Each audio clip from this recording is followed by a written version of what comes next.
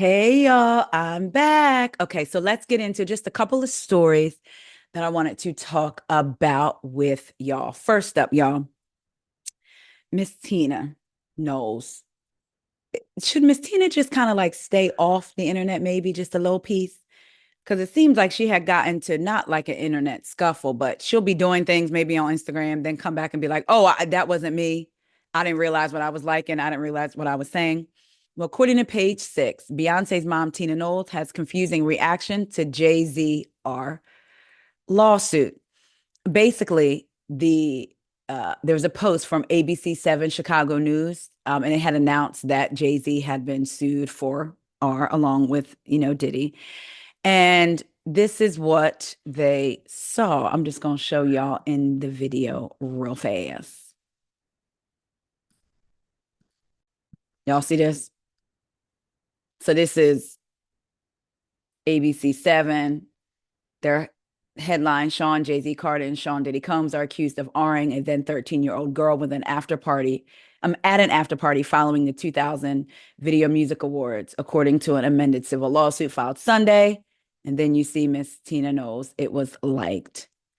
Now we know that no, that doesn't mean, it doesn't always mean something if somebody likes something or maybe they liked it and didn't realize. But I just feel like that seems to happen a lot with Auntie Tina.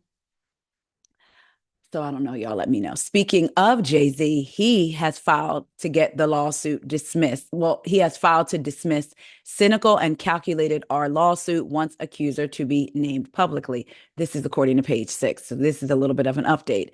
Jay-Z filed to dismiss the R lawsuit against him, and he has asked a judge that the accuser be named publicly. According to court docs obtained by page six, on Monday, the 99 Problems rapper, born Sean Carter, claimed Texas-based lawyer Tony Busby, oh, child, sorry, y'all, that was loud, has created an extortionate campaign against him for the past few months. That campaign was cynical and calculated to force payment of an exorbitant sum of money. Defendant would have to pay X millions of dollars introspective of the truth, or else, the doc reads. When defendant refused to pay and instead took measures to establish his innocence, this unnamed plaintiff and her self-promoting counsel, whose name has been splashed across headlines and press conferences under auspices, AUSPICES, of representing her, went to extraordinary lengths to shut down fair defense. I need to figure out how to say that word because I like knowing how to say words. J55 claims Busby has leveled baseless allegations against him while hiding behind the pseudonym Jane Doe. These claims are not about justice for victims, nor are they about giving victims of actual violence a voice, the filing read. Instead, they are merely the next chapter in attorney Busby's sprawling extortion saga, a saga whose aim is base and measured in dollars. The dad of three asked the court to deny the plaintiff's motion or for her identity to be disclosed immediately to the public. Okay, so either deny her motion or make her um, disclose her identity, which I believe Diddy did in one of his lawsuits. Remember, and I do believe she ended up having to make her identity public because at first she was Jane Doe. As an alternative, Jay also wants the court to dismiss Jane Doe's civil lawsuit against him for lack of subject matter jurisdiction due to the plaintiff's lack of standing. Plaintiff has provided no evidence, no affidavit, declaration, or specific factual support to establish the kind of severe harm necessary to justify pseudonymity, the docs read. According to a press release, Jay claimed that on December 6th, page six is writing it like they know him. Jay claimed, normally they do last names. Anyway, according to a press release, Jay claimed that on December 6th, Busby resorted to desperation tactics and filed a temporary restraining order against Carter's attorneys, which was ultimately denied by the judge. In a statement to page six, Busby said, sending a basic litigation demand letter and then filing a lawsuit isn't extortion or blackmail. That's the legal practice. The attorney added that they won't be bogged down in a silly sideshow that tries to make the lawyers the focus of what are very serious allegations brought by a courageous woman. We know that on Sunday, the plaintiff, Jane Doe, amended the lawsuit that she had against Diddy to include Jay-Z. We discussed the original filing back a few months ago. Y'all, this is going to be ongoing, I feel. So, again, Jay-Z has filed um, files to dismiss the cynical and calculated R lawsuit and wants the accuser to be named publicly. We shall see how that goes. Let's jump into some Bravo news. So, Brandi Glanville blames Bravo and a parasite for her facial disfigurement. So let's get into it. So first, I'm going to show y'all what she posted. I believe she posted it on X.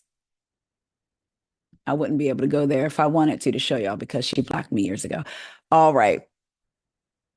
So this is the picture that she shared. And as we can see, there looks like a little bit of a disfigurement. And she says, "What happened?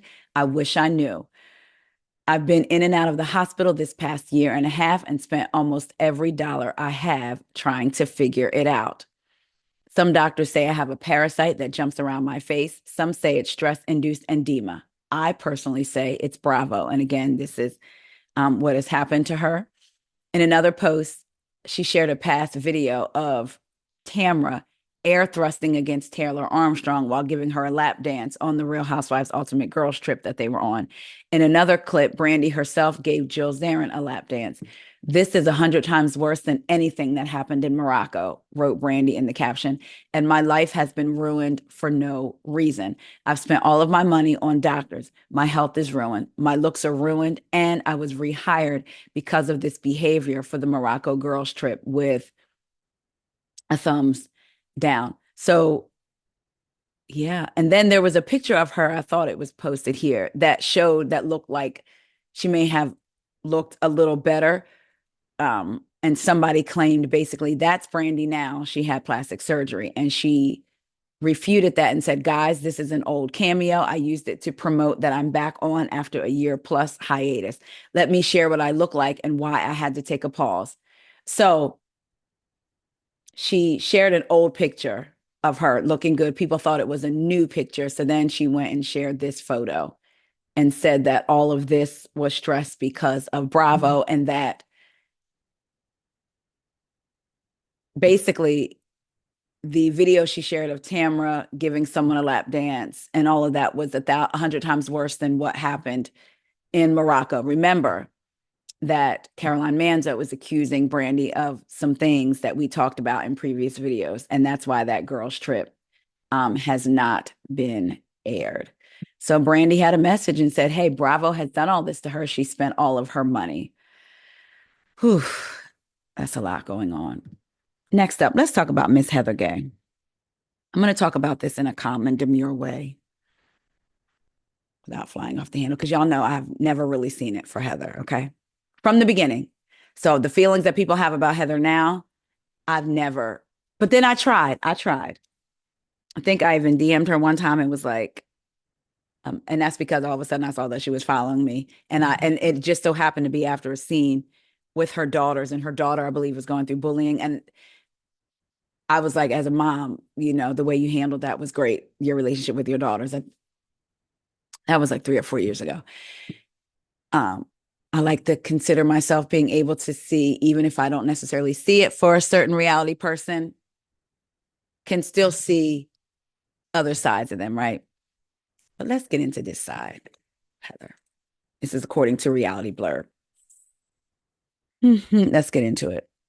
So, do y'all remember seeing rumors about Heather Gay put in her book, Good Time Girl, that allegedly Sharif, Jen Shah's husband, tried to kiss Monica Garcia? Heather put that in her book, in print, in black and white. Okay. Let's remember that. Heather Gay recently caused quite a stir among the Real Housewives of Salt Lake City fans. The controversy wasn't over something she did on the show. Instead, it was due to her saying in her new book that Monica Garcia alleged that Jen Shah's husband tried to kiss her. Now the Real Housewives of Salt Lake City OG is clarifying. Get into it. Recently, Heather sat down for an interview with Page Six to discuss her new book, Good Time Girl. Of course, one of the topics that came up was the kiss claim. Heather wanted fans to know she didn't make up this rumor. Remember that. Heather wanted fans to know she didn't make up this rumor. Instead, she claimed Monica told this to people. To people, not her, but to people. First, I just want to show y'all this picture, and then I'm going to read the caption. So see this. This was her picture. Good time girl. Heather Gay. Let's get into the caption. The caption says, "It's something I never discuss with anyone, but the truth is, I don't want to be normal. I don't want to get married, have children, and be very happy.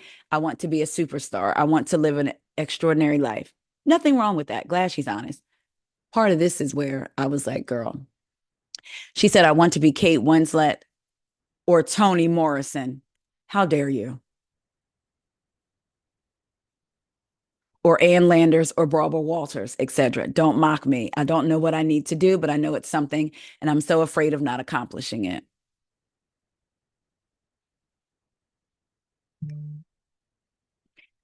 Then that says, I'm not sure how to pronounce that, but 1998.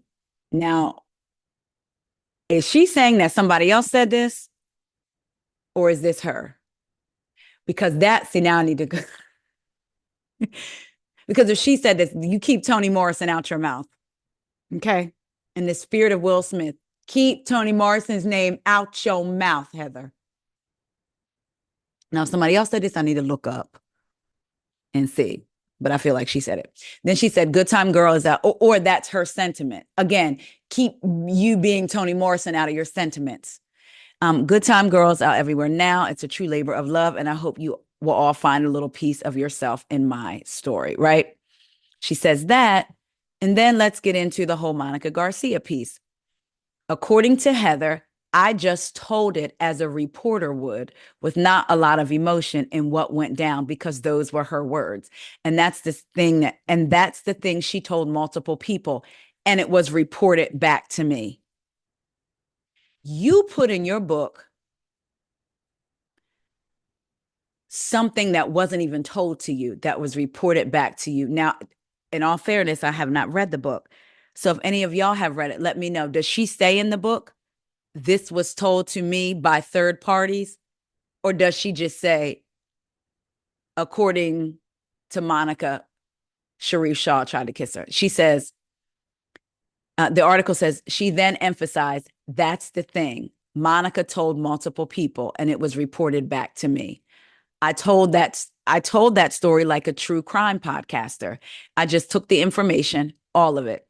I was Monica's friend until I discovered she was behind the Bravo fan account Reality Von Teese, you know? So I took all the information as it came in and was like, let's look at this, because the timeline was long and it was a crazy, crazy story." They also asked Heather if she'd heard from Monica recently. She responded, "I haven't heard from her at all. We had our legal thing, and I only saw her at a deposition. And that's the last time I've seen her or heard from her. But that was settled too, so that's great." People write books, and I'm trying to not be biased, right? Because of my feelings for Miss Gay based on what I'm seeing on TV for the last 5 years. Maybe people do write books and they recount stories they've been told. I hope that she put in that book, "This is what I was told." But I was going to say, why would she even put that in a book? I guess because maybe she was talking about season 4 of Salt Lake City and not just talk about the Reality Von Teese thing, but share that about Monica as well. I don't know. Like, I don't know what the reasoning was to put that in the book. Again, if any of y'all have read the book and get the full context behind it, let me know. But just off of that, I'm not Monica's necessarily biggest fan either. I'm not a fan, and I'm not a fan. I'm just, you know what I'm saying, like in the middle. But yeah, girl, what, like, why did you include that in your book? And then to say you reported it like a true crime reporter. Don't true crime reporters talk about the facts of a case? Like, yeah, they want to see if they can solve or talk about the case in general. or maybe if they're not even trying to solve it, they're just true crime reporters talking about giving commentary based on the facts, right? The things that we know. These are the things we know about this. And then they proceed to get into it. I don't know. I just don't see the correlation and her taking the information like a true crime reporter. What she say? I just told it as a reporter would with not a lot of emotion and what went down because those were her words that were told to you by somebody else. Anyway, y'all, I don't want to get animated because of my feelings about this particular person on the Real Housewives of Salt Lake City. I am enjoying the season, though. I am enjoying the season. Me and my high body count hair, my body count V-neck, my body count necklace, my body count lip gloss, all of it. I am enjoying this season. I laughed so much through the last episode, and it was good to laugh at a Housewives show again. It was good to get the bat mitzvah and all of those emotions and see how important it really did seem to the Marks family. And then to get that at the child was going to say bat mitzvah repast, not a repast, but to get that stuff at the reception afterwards. It was definitely good. Y'all let me know what y'all think about Miss Heather Gay and her retelling the story of what she was told about Monica. Y'all think she was like a true crime reporter and just telling it without emotion? Anyway, let me know what y'all think about Brandi and how she's basically blaming Bravo for her what's going on with her. Whew, Miss Tina. Do Miss Tina need to stay off the internet? Did she like that by accident? Is somebody playing on her phone? Sir, Rumi, one of them, they playing on her phone? I don't think Blue, because she's too old. She would know better. And what do y'all think about Jay-Z filing to dismiss cynical, uncalculated lawsuit and wants accuser to be named publicly? All right, y'all, let me get on to watching Potomac. I will talk to y'all later. See ya.